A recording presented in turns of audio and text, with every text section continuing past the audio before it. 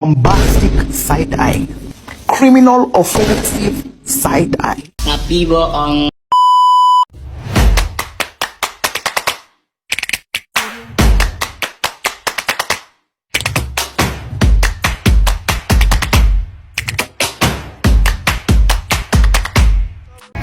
Hai semua, perkenalkan kami dari kelompok 4. Kami akan memperkenalkan diri masing-masing terlebih dahulu. Perkenalkan, nama saya Olga Fia Natasha. Saya Salwa Fatana. Saya Novriani Khairina. Saya Nadia Francia Sitorus. Saya ini menjadi 10. Jadi, kami akan menjelaskan mengenai masa kepemimpinan B.J. Habibie. Berikut ini videonya. Masa pemerintahan B.J. Habibie. Pada tanggal 20 Mei 1998, Presiden Soeharto mengundang tokoh-tokoh bangsa Indonesia untuk dimintai pertimbangannya dalam rangka membentuk Dewan Reformasi yang akan diketuai oleh Presiden Soeharto, namun mengalami kegagalan.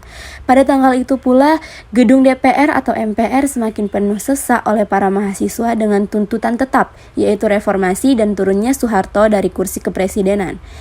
Pada tanggal 21 Mei 1998, tepat pada pukul 10 waktu Indonesia Barat bertempat di Istana Negara, Presiden Soeharto meletakkan jabatannya sebagai presiden di hadapan ketua dan beberapa anggota dari Mahkamah Agung. Pada tanggal itu pula, dan berdasarkan pada pasal 8 Undang-Undang Dasar tahun 1945, Presiden menunjuk Wakil Presiden B.J. Habibie untuk menggantikannya menjadi presiden, serta pelantikannya dilakukan di depan Ketua Mahkamah Agung dan para anggotanya. Maka sejak saat itu, Presiden Republik Indonesia dijabat oleh B.J. Habibie sebagai presiden yang ketiga. Habibie yang menjabat sebagai presiden menghadapi keberadaan Indonesia yang serba parah, baik dari segi ekonomi, politik, sosial, dan budaya. Oleh karena itu, langkah-langkah yang dilakukan oleh Habibie adalah berusaha untuk mengatasi krisis ekonomi dan politik. Pada tanggal 22 Mei 1998, Presiden Republik Indonesia yang ketiga yaitu B.J. Habibie membentuk kabinet baru yang dinamakan Kabinet Reformasi Pembangunan. Kabinet itu terdiri atas 16 orang menteri, dan para menteri itu diambil dari unsur-unsur militer atau ABRI, Golkar, PPP, dan PDI. Pada tanggal 25 Mei 1998 diselenggarakan pertemuan pertama Kabinet Habibie. Pertemuan ini berhasil membentuk komite untuk merancang undang-undang politik yang lebih longgar dalam waktu 1 tahun dan menyetujui pembatas masa jabatan presiden yaitu maksimal 2 periode atau 1 periode lamanya 5 tahun. Kebijakan-kebijakan pada masa pemerintahan B.J. Habibie.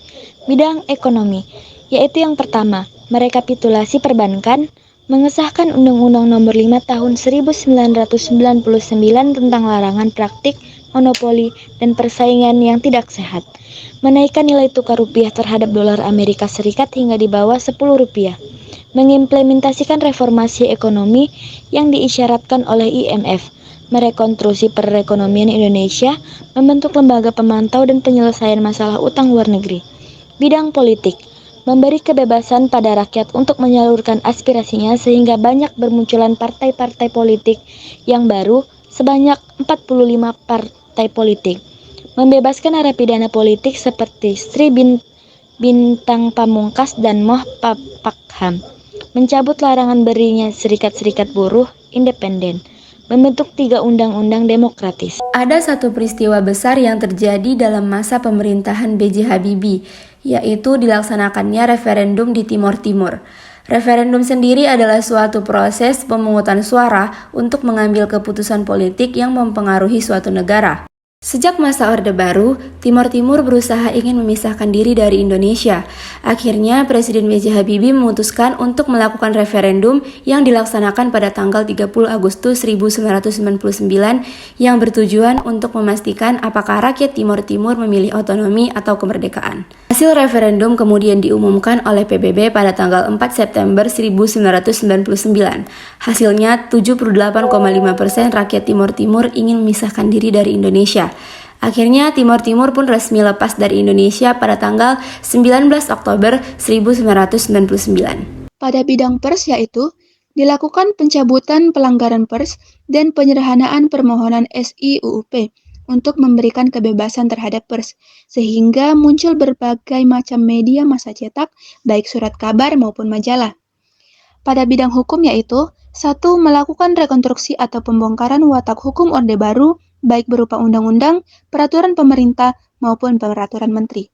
Yang kedua yaitu melahirkan 69 undang-undang, dan yang ketiga yaitu penataan ulang struktur kekuasaan kehakiman. Pada bidang Hankam, di bidang Hankam diadakan pembaharuan dengan cara melakukan pemisahan Polri dan ABRI. Selanjutnya, kebebasan menyampaikan pendapat. Presiden B.J. Habibie memberikan kebebasan dalam menyampaikan pendapat di depan umum, baik dalam rapat maupun unjuk rasa, dan mengatasi terhadap pelanggaran dalam penyampaian pendapat ditindak dengan Undang-Undang Nomor 28 Tahun 1998.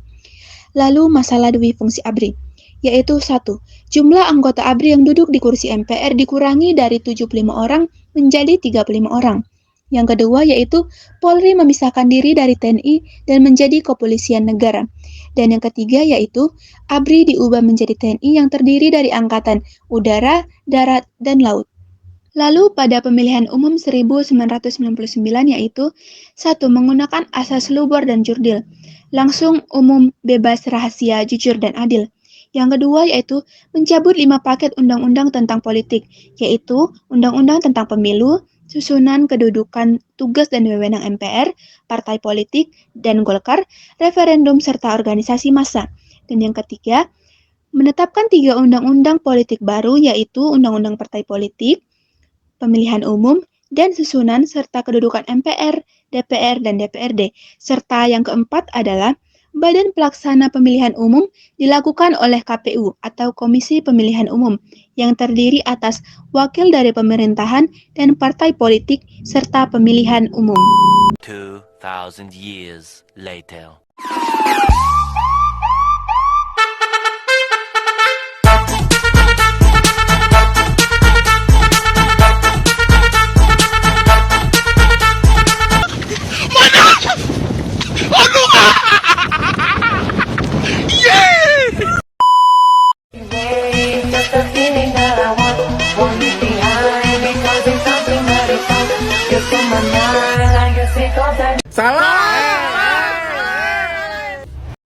Permasalahan pemerintah B.J. Habibie. Berbagai masalah pelanggaran HAM bermunculan, masalah tragedi Trisakti yang tidak terselesaikan dan masalah Semanggi 1 dan 2, masalah Bank Bali, pertikaian antar kelompok yang disebabkan oleh SARA yang mengancam stabilitas politik, status hukum mantan Presiden Soeharto yang belum juga jelas, lepasnya Timur dari wilayah NKRI. Keberhasilan pemerintahan B.J. Habibie, naiknya nilai tukar rupiah terhadap dolar Amerika Serikat hingga di bawah 10.000, menerapkan ident pensi BI sehingga lebih fokus mengurusi perekonomian. Pada bulan Agustus tahun 1998, Indonesia dan IMF menyetujui program pinjaman dana, berhasil menghentikan free fall dari nilai mata uang rupiah terhadap dolar Amerika Serikat, dan keberhasilan menekan inflasi, meningkatkan produktivitas dan daya saing melalui pemberian kebebasan transparansi, demokrasi, dan sebagainya.